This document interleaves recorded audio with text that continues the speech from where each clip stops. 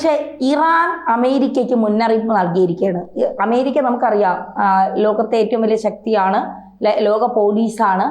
അമേരിക്കയെ തോൽപ്പിക്കാനും തകർക്കാനും ആർക്കും കഴിയില്ല എന്നാണ് അമേരിക്ക സ്വയം വിശ്വസിച്ചുകൊണ്ടിരിക്കുന്നത്. പക്ഷേ ഇറാൻ പറയുകയാണ്, ഇസ്രായേൽ ഞങ്ങളെ അടിച്ചാൽ സംസാരിക്കാനുള്ള സമയം പോലും തരില്ല, ഞങ്ങൾ നേരെ അടിക്കുന്നത് ഇസ്രായേലിനായിരിക്കില്ല, അമേരിക്കയായിരിക്കും.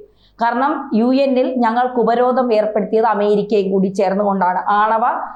ആണവോർജ്ജം ഞങ്ങൾ ഉണ്ടാക്കുന്നു, ഉൽപ്പാദിപ്പിക്കുന്നു ആണവോർജ്ജം ഉണ്ടാക്കുന്നു, യുറേനിയം സമ്പുഷ്ടീകരിക്കുന്നു എന്ന് പറഞ്ഞുകൊണ്ടാണ് ഞങ്ങൾക്ക് വീണ്ടും ഉപരോധം ഏർപ്പെടുത്തിയത്. അതുകൊണ്ട് ആ ഉപരോധമൊന്നും ഞങ്ങൾ നോക്കില്ല, ഞങ്ങൾ മുന്നറിയിപ്പ് നൽകുകയാണ്, ഞങ്ങളെ ഇസ്രായേലിനെ തൊട്ടാൽ ഞങ്ങൾ അടിക്കുന്നത് അമേരിക്കയായിരിക്കും.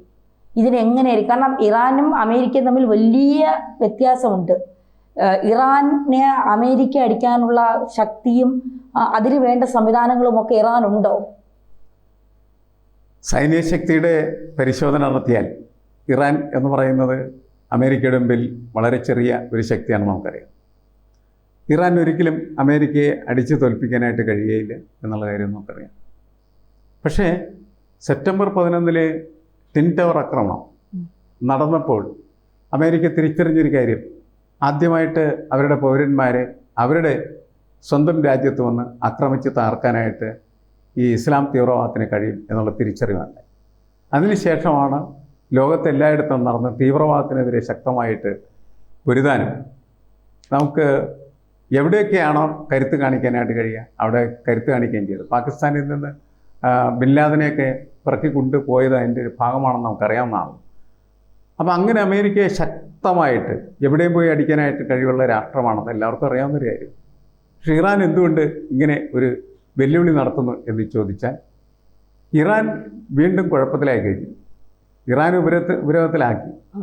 ആണവ ഊർജ പരീക്ഷണങ്ങൾ സമ്പൂർണ്ണമായിട്ട് ഇറാൻ നിർത്തിവെച്ചില്ല എങ്കിൽ ഇറാൻ എതിരെ ഉപരോധം തുടരും എന്ന് പറഞ്ഞിട്ട് പുതിയ ഉപരോധം ആരംഭിച്ചിരിക്കുകയാണ്.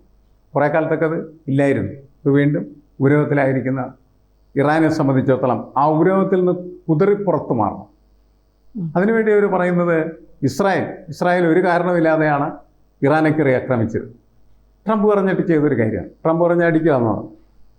അങ്ങനെ ഇസ്രായേൽ പോയിട്ട് ഇറാനെ അടിച്ചപ്പോൾ ഇസ്രായേലിനും പൊള്ളലേറ്റു. കാരണം എന്ന് വെച്ചാൽ അപ്രതീക്ഷിതമായിട്ടുള്ള രീതിയിൽ പലതരത്തിലുള്ള മിസൈലുകൾ ചീറിപ്പാഞ്ഞു വന്ന് ഇസ്രായേലിൻ്റെ പലയിടങ്ങളെയും തകർത്ത് തരിപ്പണമാക്കി. ഇസ്രായേലിന് മനസ്സിലായി ഇങ്ങനെ പോയാൽ ഗുണകരമല്ല എന്ന്. അങ്ങനെ അവസാനം എന്തെന്ന് വെച്ചാൽ വെടിനിർത്തൽ പ്രഖ്യാപിച്ച് സ്വയം പിൻവാങ്ങുകയാണ് ഇസ്രായേൽ ചെയ്തത്. ഇപ്പോൾ വീണ്ടും ഇസ്രായേൽ ഇറാനെ ആക്രമിക്കും എന്ന ഭയപ്പാടിലാണ് ഇറാൻ. അതുകൊണ്ടാണ് ഇറാൻ പറഞ്ഞത്, ഇനി ഞങ്ങളെ ആക്രമിച്ചാൽ ഞങ്ങൾ ആക്രമിക്കുന്നത് ഇസ്രായേലിനെ ആയിരിക്കില്ല, അമേരിക്കയായിരിക്കും. കാരണം എന്താണ്? അമേരിക്കനെല്ലാം ചെയ്തുകൊണ്ടിരിക്കുന്നു എന്നുള്ള തിരിച്ചറിവ് ഇറാനുണ്ട് എന്നാണ് ഈ പ്രസ്താവനയിൽ നിന്ന് നമ്മൾ മനസ്സിലാക്കുന്നത്. പക്ഷേ ഇറാന് അമേരിക്കക്കെതിരെ എന്ത് ചെയ്യാൻ കഴിയും എന്ന് ചോദിച്ചാൽ നമ്മളൊക്കെ കരുതുന്നത് കാര്യമായിട്ടൊന്നും ചെയ്യാനായിട്ട് കഴിയില്ല എന്ന് തന്നെ. ആധുനികമായിട്ടുള്ള എല്ലാ ഉപകരണങ്ങളും ഉള്ളത് അമേരിക്കയുടെയിലാണ്. ആ അമേരിക്കയാണ് മറ്റ് രാഷ്ട്രങ്ങൾക്ക് ഇതെല്ലാം വിതരണം ചെയ്ത് വലിയ ആയുധ കച്ചവടമോ ആയുധ വ്യാപാരിയൊക്കെ ആയിട്ട് വിലസിക്കൊണ്ടിരിക്കുന്നു. അവിടെ ഇറാൻ എന്ത് ചെയ്യാൻ കഴിയും എന്ന് നമുക്ക് വീണ്ടും ചോദിക്കാം. നിങ്ങൾക്ക് എന്ത് ചെയ്യാനായിട്ട് കഴിയും? ഒന്നും കഴിയില്ല എന്നാണ് നമ്മൾ പ്രതീക്ഷിക്കുന്നത്. ഇസ്രായേലിനെ തന്നെ അവർ ആക്രമിക്കുന്നത് അതിനിടയ്ക്ക് കിടക്കുന്ന ഒരു രാജ്യത്തിൻ്റെ മുകളിലൂടെ മിസൈലുകൾ കടത്തിവിട്ടിട്ടാണ്. അത്ര ദൂരം ഉള്ളൂ യഥാർത്ഥത്തിൽ ഇസ്രായേലിൽ നിന്നുള്ളതിൻ്റെ പേരിൽ അവർക്ക് ആക്രമണം നടത്താൻ പറ്റും. പക്ഷെ അമേരിക്കയിലേക്ക് ബാലിസ്റ്റിക് മിസൈലുകളും ഭൂഖണ്ഡാന്തര മിസൈലുകളും എത്തിക്കാനായിട്ട് കഴിയുമെന്ന് ചോദിച്ചാൽ കഴിയില്ലെന്ന് നമുക്ക് ഉറപ്പ് പറയാനൊന്നും പറ്റില്ല. കാരണം ഇന്നത്തെ ലോകത്ത് ഈ ഭൂഖണ്ഡാന്തര മിസൈലുകൾ എന്ന് പറഞ്ഞാൽ ഒരു ഭൂഖണ്ഡത്തിൽ നിന്ന് മറ്റൊരു ഭൂഖണ്ഡത്തിലേക്ക് സഞ്ചരിക്കാൻ കെൽപ്പുള്ളതായിട്ടുള്ള മിസൈലുകളാണ്. അതൊക്കെ ഇറാൻ്റെ കയ്യിലും ഉണ്ടാകാം. അവരൊരെണ്ണം പ്രയോഗിച്ചു കഴിഞ്ഞാൽ അത് അമേരിക്കയെ ലക്ഷ്യമാക്കി സഞ്ചരിക്കാൻ സാധ്യതയുണ്ട്. പക്ഷെ നമ്മളിപ്പോൾ മനസ്സിലാക്കിയെടുത്തോളം ഇത്തരം മിസൈലുകളെയൊക്കെ പ്രതിരോധിക്കാനായിട്ടുള്ള ശേഷിയുള്ള വലിയ ഉപകരണങ്ങൾ അമേരിക്ക ഉൽപ്പാദിപ്പിച്ച് മറ്റ് രാഷ്ട്രങ്ങൾ കൊടുക്കുന്നുണ്ട്. അപ്പോൾ ഈ ഇറാൻ്റെ ഒരു മിസൈലിനെ സ്വീകരിക്കാൻ, ആകാശസൂചനെ നശിപ്പിച്ച് കളയാൻ ആവശ്യമായിട്ടുള്ള പ്രതിരോധ സംവിധാനം അമേരിക്കയിൽ ഉണ്ടാകില്ലേ എന്ന് വേണമെങ്കിൽ നമുക്ക് ചോദിക്കാവുന്നതാണല്ലോ. നമ്മളുടെയൊക്കെ വിശ്വാസം അങ്ങനെ ഉണ്ടാവും എന്ന് തന്നെയാണ്. അപ്പോൾ പിന്നെ എന്തിനാണ് ഇറാൻ ഇങ്ങനെ പ്രസ്താവന നടത്തുന്നത്? ആ പ്രസ്താവന എന്ന് പറഞ്ഞാൽ പ്രസ്താവന യുദ്ധത്തിലെങ്കിലും അമേരിക്കയെ തോൽപ്പിക്കുക എന്ന് പറയുന്ന ഒരു ലക്ഷ്യം മാത്രമേ ഉണ്ടാവൂ.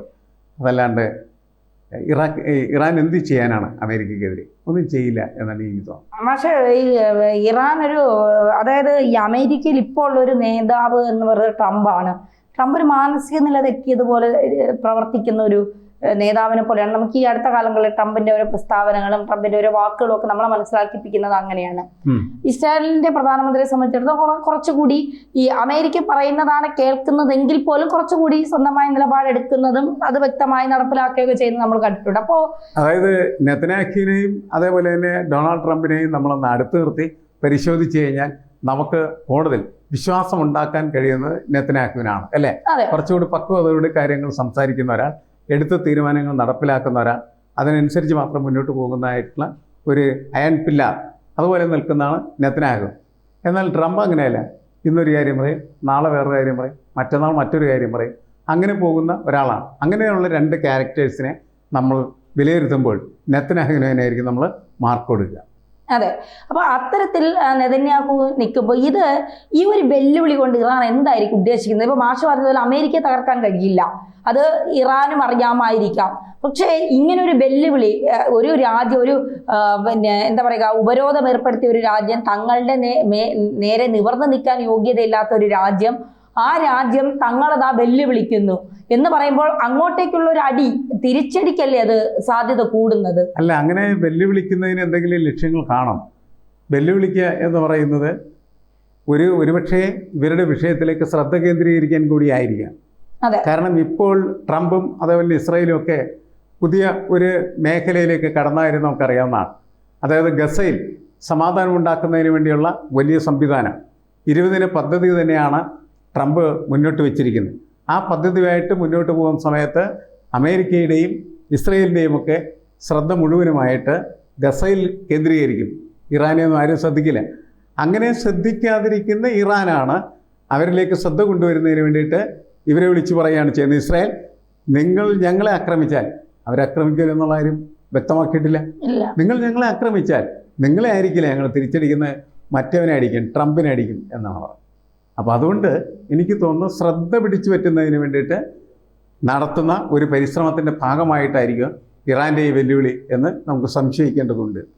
ഇത്തരത്തിൽ വെല്ലുവിളികൾ ഇപ്പോൾ GCC രാജ്യങ്ങളെ സംബന്ധിച്ചിടത്തോളം ആണവ ഊർജ്ജമുള്ള രാജ്യത്തെ കൂടെ ചേർക്കണമെന്ന് പറഞ്ഞുകൊണ്ടാണ് അവർ പാകിസ്ഥാൻ ഇപ്പോൾ സൗദി കരാറൊക്കെ ഒപ്പിട്ടിട്ട് പിന്നെ GCC നാറ്റോ അതിൽ പിന്നെ പാകിസ്ഥാനെ കൂടി ഉൾപ്പെടുത്തിക്കൊണ്ട് വരുന്നത്. അത്തരത്തിൽ ഈ മുസ്ലിം രാഷ്ട്രങ്ങൾ കൂടി ഒന്ന് ചേർന്നുകൊണ്ട് അമേരിക്കയ്ക്കെതിരെ ഇസ്രായേലിനെതിരെ ഒരു നീക്കം നടത്താൻ സാധ്യതയുണ്ടോ? അല്ല, പൊതുവെ ചർച്ച അറബ് നാറ്റോ വരും എന്നൊക്കെ ആയിരുന്നല്ലോ. അതെ. ആ സംഭവങ്ങളൊന്നും നടക്കുന്നില്ല എന്നത് മനസ്സിലാക്കപ്പെടുന്നത് എങ്ങനെയാണ്? ഗസയിൽ ഇപ്പോൾ സമാധാന കരാറുണ്ടാക്കാനായിട്ട് പോകുന്നു. ഗസയിൽ കരാറുണ്ടാക്കുന്നത് ഹമാസിനെ സമ്പൂർണ്ണമായിട്ട് അവിടെ നിന്ന് ഇല്ലാതാക്കിയിട്ടോ നിരായുധീകരിച്ചുകൊണ്ടാണ്. അല്ലെങ്കിൽ ഹമാസിനോട് പറയാണ്, ആയുധം വെച്ച് നിങ്ങൾ കീഴടങ്ങുകയും എല്ലാ ബന്ദികളെയും ഉടനെ വിമോചിപ്പിക്കുകയും ചെയ്യേണ്ടത് ആവശ്യമാണ്.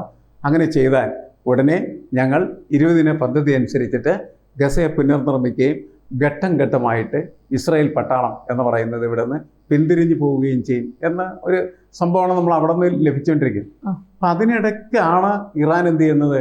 ഇത്തരത്തിലുള്ള വെല്ലുവിളികളും പ്രസ്താവനകളും ഒക്കെ ആയിട്ട് മുന്നോട്ട് വരുന്നത്. അതിനെന്തെങ്കിലും ലക്ഷ്യം കാണും. ഒരിടത്ത് അടിക്കുമ്പോൾ അടിക്കുന്ന സ്ഥലത്തല്ല അതിൻ്റെ റിഫ്ലക്ഷൻ നമുക്ക് കിട്ടുന്നത്, അല്ലെങ്കിൽ അതിൻ്റെ റെസ്പോൺസ് കിട്ടുന്നത് മറ്റൊരിടത്തായിരിക്കും. അതുകൊണ്ടാണ് ഇസ്രായേലിനെ അടിച്ച് അമേരിക്കയിൽ നിന്ന് റെസ്പോൺസ് വാങ്ങാനായിട്ട് ഇറാൻ തയ്യാറാവുന്നത്. അതതിൻ്റെ ഒരു സ്ട്രാറ്റജി ആയിരിക്കും. യുദ്ധത്തിലെടുക്കുന്ന ഒരു പ്രത്യേകതരം സ്ട്രാറ്റജി ആയിട്ട് അവനെ കണക്കാക്കാം. ഉറക്കെ